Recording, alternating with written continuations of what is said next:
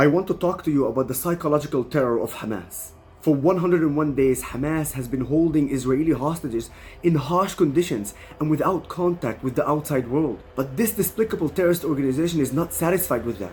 And they also use psychological terror all the time. The psychological terror is directed against the hostages, but also against their families in Israel who are waiting for their loved ones. Freed hostages have told me how Hamas terrorists lied to them about what was happening to drive them into despair.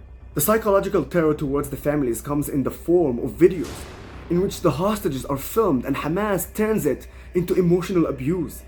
For example, yesterday they released a video including 3 Israeli hostages with the message that only the next day it would become clear which of them is alive, as if it was a game. In the follow-up video published today, they showed that only one of the 3 is alive and that the other 2 were murdered.